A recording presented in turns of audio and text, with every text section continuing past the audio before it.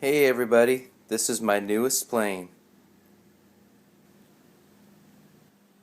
Alright guys, so this is what it looks like when it's all packaged up, shipped to your door, or however you got it.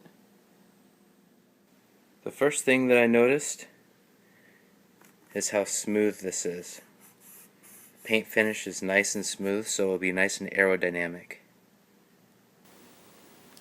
Upon slightly closer inspection, I noticed these red things.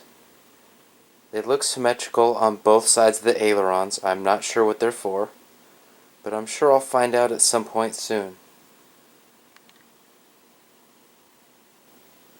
I have to show the other side of the situation here. That one's got it. The other thing I noticed were some small nicks on the wing, and which it'll probably be just fine.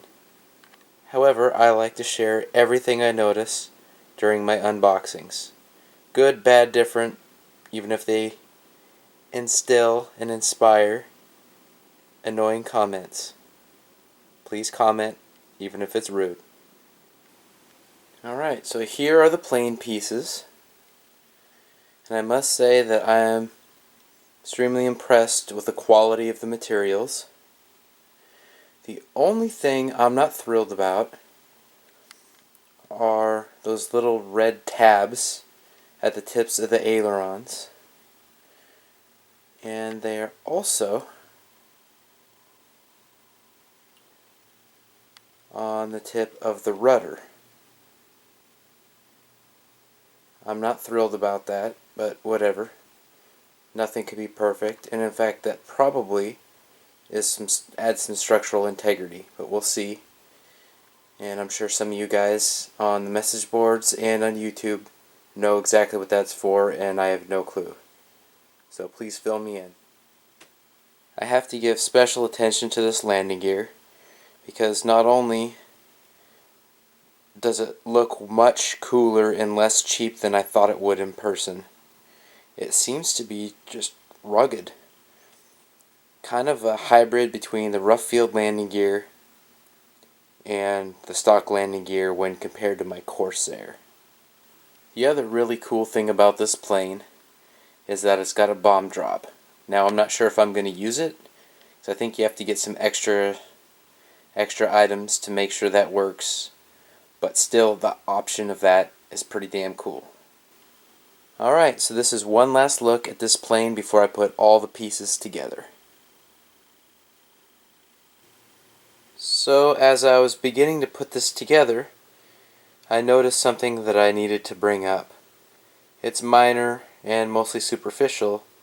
However, this tape that's going across here, when you try and remove it, it strips some paint.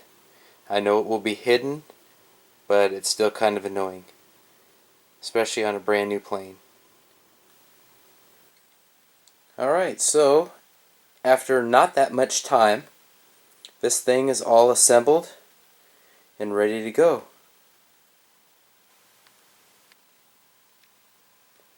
Some of the things that you'll notice are the cannons that I installed on the wings, as well as me not installing the drop tank.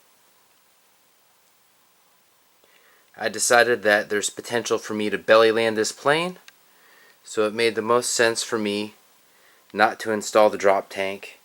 That way all I have to do is quickly take off the landing gear, and then I'm ready for business. So after assembling this plane completely, except for the drop tank of course, which in my mind is optional, I noticed that this plane has quite a bit of dihedral, which is probably why folks report it flying really, really well. And if you notice the landing gear, it angles in a little bit to compensate for that dihedral. Now, I'm a little bit concerned about some rough landings, which we all have them, and I really haven't flown that much during the last few months, so some of my landings with my Park Flyers lately have not been good. So I'm wondering how they're going to hold up. Now, it seems structurally strong, as far as the landing gear, and the plane itself is really, really well made. But, you know, you just never know what's going to happen. I'm sure that some of you are wondering, where do you put the battery? Where's that installed, and where are the other mechanisms that have been used in the past, like magnets and things of that nature? Well, in this model they decided to change things up a little bit. When it was first announced, I was a little irritated because magnets, how can you mess those up, right? Well, this one seems pretty solid. Time will tell, but I'll show you how that works. All you have to do is push on that button, snaps up, and there you have your battery bay and access to your receiver and all that. So here's the mechanism right here, and I'll push it again. Seems pretty solid, seems pretty quality. We'll see how it works in application, and that is something that we will find out coming up next.